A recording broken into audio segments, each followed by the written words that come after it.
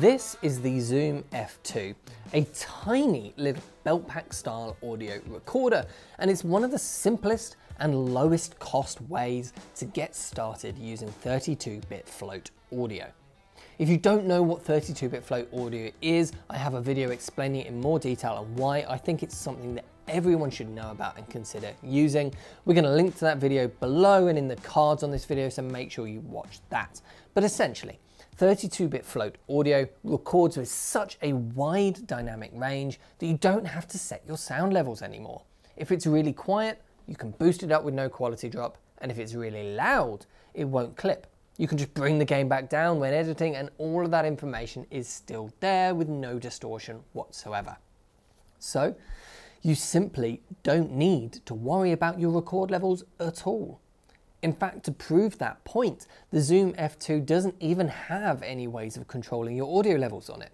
The plus and minus buttons on the front of the unit are for your playback volume, not for your record levels. Zoom have set the recorder already to the rough level of normal speech, just simply so that it sounds okay when you get it into post and you don't need to do anything straight away to hear something. But if the volume of what you've recorded is louder or quieter than you want it to be, it really doesn't matter. You can just adjust it in post. So in many ways, you can think of this as your little audio peace of mind recorder. Whether you're recording a corporate interview or a groom at a wedding, anything like that, having one of these on your subject will stop you worrying about your sound levels and just let you concentrate on making other areas of your production as good as they possibly can be. So let's look at the Zoom F2 itself. It is tiny and very simple. At the bottom is the micro SD card slot, which is where your files are stored.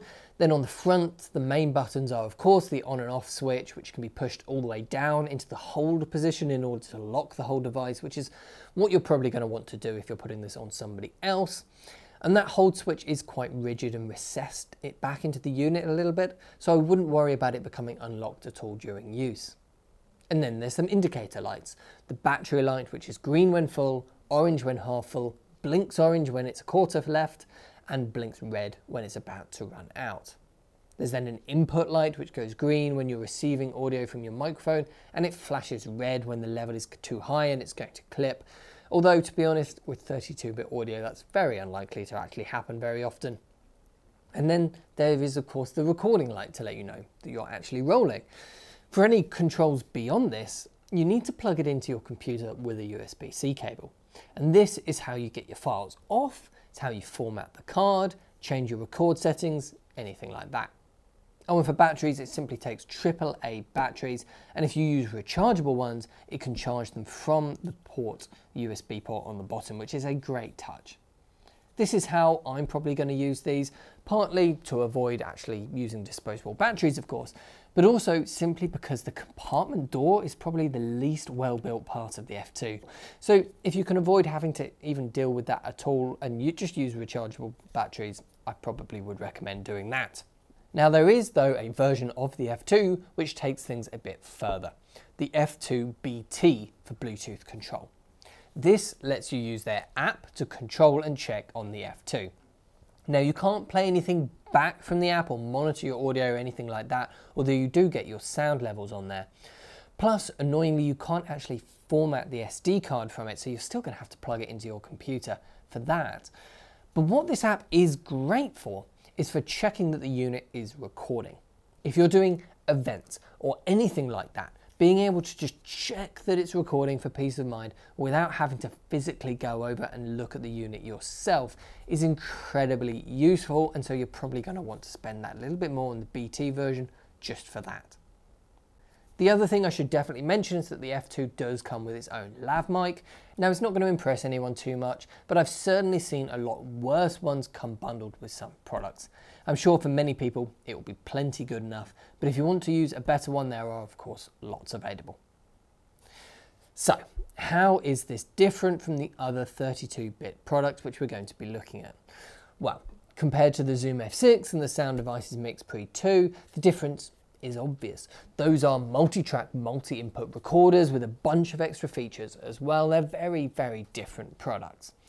Where this gets interesting though is where you compare it to the Timecode Track E recorder. Both are small belt pack 32-bit float audio recorders with similar use cases. The difference, of course, is timecode. Now the Track E is more expensive, and if you don't use timecode to sync your files together, to be honest, there's very little reason to go for it. The Zoom F2 will do a better job in most situations. If you do use timecode though, especially if you need to sync multiple of these recorders together at once, the Tentacle Sync system will be well worth upgrading to, and we're going to take a look at that in another video.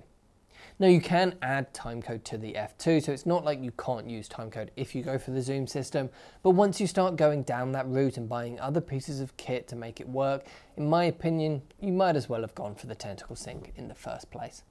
Plus, controlling multiple units at once is more complicated with Zoom system because their app is only able to connect to one unit at a time. But for more simple work though, especially for corporate interviews or piece to cameras like this one, the Zoom F2 really is fantastic value for money. Upgrading to 32-bit float audio will make a huge difference to your work, and syncing files with waveforms in post is very quick and easy to do. We're going to be using the F2 a lot on this channel going forwards. In fact, that's what's recording me right now. And I think for many customers, this is going to be an easy product to recommend for them. If you have any other questions on it at all, just let me know in the comment section. And of course, if you want to buy one of these for yourself, head over to proav.co.uk. Thanks very much for watching, and I'll see you in the next one.